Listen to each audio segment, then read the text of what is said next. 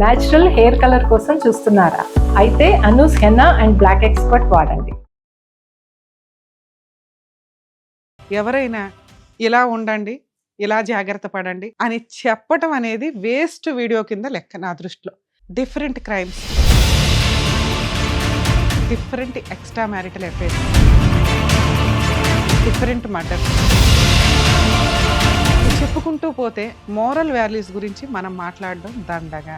ఎందుకంటే సమాజంలో మార్పులు అనేవి లాక్డౌన్ తర్వాత చాలా దారుణంగా మారిపోయినాయి. ప్రకృతి మనకు ఒక చెంపదెబ్బ కొట్టి లైఫ్ అంటే ఇంతే అని చూపించినప్పుడు యాక్చువల్గా జనాలంతా ఇంకొంచెం పద్ధతిగా, ఇంకొంచెం జాగ్రత్తగా, ఇంకొంచెం రిలేషన్స్ తోటి మంచి మోరల్ వాల్యూస్తో ఉండాల్సింది పోయి దిగజారిపోయిన క్యారెక్టర్స్ తోటి ఈ రోజున మనం సోషల్ మీడియా చూస్తుంటే కానీ, ఈ ఛానల్స్ చూస్తుంటే కానీ, టీవీ ఛానల్స్లో కనిపిస్తుంది. క్రైమ్ గురించి మాట్లాడితే సైబర్ క్రైమ్లో డిఫరెంట్. ఈ రోజున మనుషులు కొన్ని యాప్స్ పెట్టుకోనో, ఇన్స్టాగ్రామ్లోనో వాళ్ళ పర్సనల్ లైఫ్లో వాళ్ళు ఏంటి అనేది మనకు తెలియని కూడా తెలియదు. కానీ illicit relations, extra marital affairs, బాబ్బా ఏం దారుణం సార్, ఏం దారుణం అండి. ఎవరికి చెప్తాం మీరు ఇలాగ ఉండండి, ఇలా ఉండొద్దండి అని? ఎవరి కాళ్ళు వ్యక్తిగత స్వేచ్ఛ దారుణంగా పెరిగి ఎక్స్ట్రా మ్యారిటల్ అఫైర్స్. మరి అసలు ఆ ఏ రీజన్ మీద ఆ చట్టం తీసి పడేశారో అర్థమే కావట్లేదు. ఆ సెక్షన్ ఎప్పుడైతే ఐపీసీలో ఆ సెక్షన్ తీసేసి బిఎన్ఎస్ యాక్ట్ కొత్తగా వచ్చిందో విచ్చలవిడితనం ఎక్కువైపోయి ఇంకొక కేసు రీసెంట్గా చూస్తున్నాం. అతనితో ఎవరో లవర్తో కలిసి భర్తని చంపేసి పౌన్ వీడియోస్ నైట్ మొత్తం చూస్తా కూర్చున్నారట. సెకండ్ పాయింట్ మనం మాట్లాడుకుంటున్న ఇంకొక క్రైమ్, ఇంకొక ఆవిడ భర్తను చంపేసి చక్కగా కూర్చొని అసలు దాన్ని మాఫీ చేసి ఎలా మ్యానిపులేట్ చేయాలని చూసింది. ఇంకొక క్రైమ్, మేము సెలబ్రిటీలమే అని చెప్పడానికి ఫ్యామిలీ ఇద్దరు వైఫ్ అండ్ హస్బెండ్ కూడా కలిపి వీడియోలు చేస్తూ ఒక గ్రూప్ ఆఫ్ ఇది కవర్ చేసుకున్నాక వ్యక్తులతోటి పరిచయాలు పెట్టుకోవడం, వాళ్ళని ట్రాప్ చేయటం, చిట్టీలు వేయటమా లేకపోతే అప్పులు వసూలు చేయటమా, వాళ్ళని ట్రాప్లో పెట్టిన తర్వాత వాళ్ళ ఇళ్ళకెళ్ళి దొంగతనాలు చేయడం, ఇవన్నీ రెగ్యులర్గా చూస్తున్న టైంలో కరీంనగర్లో మనం రీసెంట్గా ఒక ఇన్సిడెంట్ చూడవచ్చు. భార్యాభర్తలు ఇద్దరూ కలిపి వాళ్ళకి బిజినెస్లో లాస్ రావడం వల్ల వాళ్ళకి ఆల్రెడీ ఇద్దరు పిల్లలు అట, పాపం మరీ దారుణం. అసలు అది చూడగానే భలే బాధేసిందండి.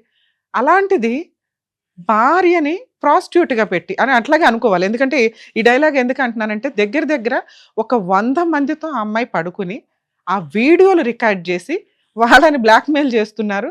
భార్యాభర్తలు ఇద్దరు కలిపి వాళ్ళని కాస్త కరీంనగర్ పోలీసులు అరెస్ట్ చేసి జైల్లో వేశారు.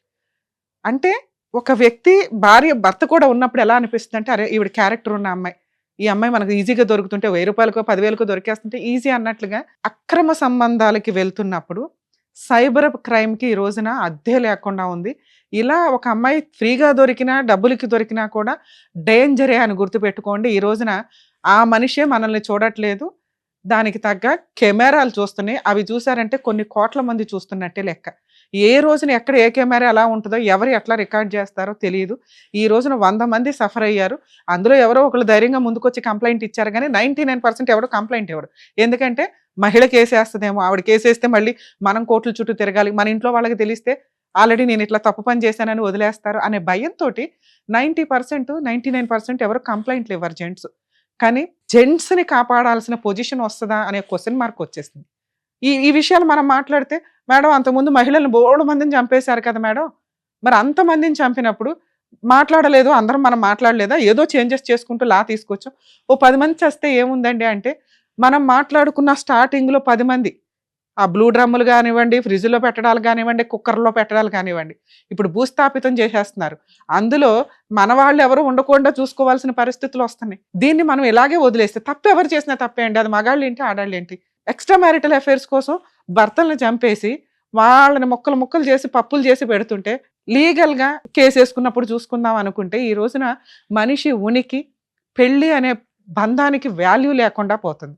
మేడం అతను అట్లాంటి వాడు, తాగుబోతూ తిరిగిపోతూ, ఆయన కూడా తిరిగాడు, నేను అందుకే తిరిగానండి అంటే ఎవరు సమాధానం చెప్పలేము. ఇక్కడ ఎవరో ఒకళ్ళు రేపటి రోజున సొసైటీలో మనం బతకాలి అనుకుంటే ఎక్కడో అడవుల్లో బతికినప్పుడు ఎట్లా ఉందో అవే తీసుకొస్తున్నారు మళ్ళీ మాట్లాడే విధానంలో. వ్యక్తిగత స్వేచ్ఛ అని ఇవన్నీ కట్టుబాట్లు ఎందుకు పెట్టుకుంటూ వచ్చాం? సమాజంలో బతకాలంటే సేఫ్టీ ఇంపార్టెంట్, ఒకరికొకరు ప్రొటెక్షన్ ఇంపార్టెంట్, ఒకరికొకరు అవసరం ఉంటాము అని. ఆ అవసరాలు దొబ్బిని ఎవరు ఇష్టం వచ్చినట్టు వాళ్ళు ఎక్స్ట్రా మ్యారిటల్ అఫైర్స్ పెట్టుకొని అవతల తప్పు అందుకే అంటే, అమ్మ అంత ఎక్స్ట్రా మ్యారిటల్ అఫైర్స్ ఉండి భర్తను వదిలేయాలనిపిస్తే మీకు ఆల్రెడీ చట్టం బోర్డు అంత ఫెసిలిటీ ప్రొవైడ్ చేస్తుంది. ముందు ఆ కేసులు వేసుకోండి. కేసులు వేస్తేనే చాలు, వాళ్ళ జీవితం ఒక 5 years సర్వనాశనం. ఎలాగో అది వదిలేసి ఎందుకు చంపేస్తున్నారు? వాళ్ళకి మీ మీద కేసులు వేసే రైట్స్ కూడా లేవు. ఎందుకు భర్తలతో కలిపి చంపి పడేస్తున్నారు వాళ్ళని? వాళ్ళ బతకనివ్వండి ఏదో ఒక మూల. ఇంత దారుణంగా, ఇంత క్రూయాలిటీగా మహిళలు ఎందుకు మారుతున్నారు? అదేంటి మేడం, జెంట్స్ మారొచ్చు, మహిళలు మారకూడదా? మహిళలకు ఆ రైట్స్ లేవా? ఈ వాయిస్ నేను మాట్లాడట్లే. ఎవ్వరు చేసినా తప్పే. ఒక మహిళల్ని ప్రొటెక్ట్ చేయడం కోసం ఎంతో కష్టపడి తీసుకొచ్చినవి ఈ రోజున కోర్టులో ఒక మహిళ నిజంగా సఫర్ అవుతున్న అమ్మాయి కేసు వేస్తుంటే తలదించుకోవాల్సి వస్తుంది. ఎందుకంటే మిగతా 90% మహిళలు ఫాల్స్ కేసులు వేయటం వల్ల నిజంగా సఫర్ అవుతున్న అమ్మాయిని రక్షించలేకపోతున్నాం. పరిస్థితి ఎట్లా అయిపోయిందంటే 90% జెంట్స్ సఫర్ అవుతున్నారు. ఎక్కడో 10% క్రూయల్ జెంట్స్ మిగిలారు ఇప్పటికి. 10-20% వాళ్ళు ఏంటంటే మొండిగా అయిపోయారు. ఇక ఏం చేసుకుంటారు చేసుకోండి అని తలా తోకాలని బ్యాచ్ అంతా తెగించి ఉంటున్నారు తప్ప 70-80% జెంట్స్ ఈ రోజున లీగల్ కేసుల వల్ల భయపడుతున్నారు, సఫర్ అవుతున్నారు.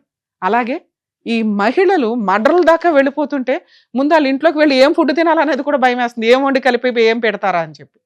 ఇంత దారుణమైన పొజిషన్స్లో మోరల్ వాల్యూస్ అనేవి వెళ్ళిపోతున్నాయి. సమాజంలో ఈ ఎక్స్ట్రా మ్యారిటల్ అఫైర్స్ ఎప్పుడు డేంజరే సార్, గుర్తుపెట్టుకోండి. ఎందుకంటే అది అవతల వ్యక్తి ఏ టైప్ ఆఫ్ డెసిషన్స్ తీసుకుంటారో తెలియదు. వీడియోలు తీయొచ్చు, బ్లాక్మెయిల్ చేయొచ్చు, చంపేయొచ్చు, చంపడానికి ప్రయత్నించవచ్చు, లేదా మనకే ఆలోచన రావచ్చు వదిలించుకోవడం కోసం. ఇవన్నీ కూడా క్రూయల్ మెంటాలిటీ, అంటే యానిమల్స్కి ఉండే మెంటాలిటీ. ఇవి కొంచెం తగ్గించుకుంటూ వెళ్ళాలి అంటే కొంచెం ఆలోచన విధానం మార్చుకోండి. అవతల వ్యక్తి నచ్చకపోతే వదిలేసి లీగల్గా వెళ్ళండి, ఇండివిజువల్గా బతకండి. వదిలేసిన తర్వాత మీరు ఎవరితో మ్యారిటల్ అఫైర్స్ పెట్టుకుంటారో, ఎవరితో ఎక్స్ట్రా మ్యారిటల్ అఫైర్స్ పెట్టుకుంటారో మీ ఇష్టం తప్ప ఉండి వాళ్ళని చంపేసుకుంటారు. అంటే సొసైటీలో మీకు గుడ్ విల్ ఉండాలా? భర్త ఏదో హార్ట్ అటాక్తో పోయినట్టు ఉండాలి కానీ మీరు మర్డర్ చేసినట్టు ఉండకూడదు, అతనితో కలిసి ఉండకూడదు, అతని ఆస్తులు మొత్తం కావాలి. ఇవి కనుక ఇలాగే కంటిన్యూ అయితే రేపటి రోజున సుప్రీంకోర్టు ఏం వదలటం లేదండి, అన్ని ఒక సర్వే వేసి ఒక కన్నేసి ఉంచుతున్నారు. ఒకప్పుడు 498 అరెస్టులు ఎట్లా అన్నారు, అవి తీసేసి ఇప్పుడు స్టేషన్ బెయిల్స్ ఎట్లా ఇస్తున్నారో అలాగే రేపటి రోజున మహిళలు వేసే చాలా కేసులు ఎగిరిపోతాయి. గుర్తుపెట్టుకోండి. వాటికి పాపం మీరంతా వేసుకోవాల్సిన పరిస్థితి వస్తుంది. ఎప్పుడు కూడా ఒక సమాజంలో బతుకుతున్నప్పుడు ఆ సమాజంలో ఆ టైంలో ఉన్న ఆచార వ్యవహారాలు అవన్నీ ఫాలో అవుతూ పిల్లలకు కూడా కొంచెం మంచి ఫ్యూచర్ని ఇచ్చే విధంగా మారితే జనాలు మంచిది. ఎవరికాళ్ళు వ్యక్తిగత స్వేచ్ఛ మేము ఇలాగే బతుకుతాం, అవతలాడు అరగకూడదు అంటే సమాజంలో ఉండకండి, ఏ ఫారెస్ట్లోకి వెళ్ళి ఉండండి. ఈ ఈ రకమైన క్రైమ్ని కంట్రోల్ చేయాల్సిన బాధ్యత, అంటే సర్వే రికార్డు ఇదైనప్పుడు ఖచ్చితంగా కోర్టులు, పోలీసులు సీరియస్ యాక్షనే తీసుకుంటాయి. క్రైమ్ చేసేవాళ్ళు 1కి 10 సార్లు ఆలోచించండి, చెయ్యకూడదు అని.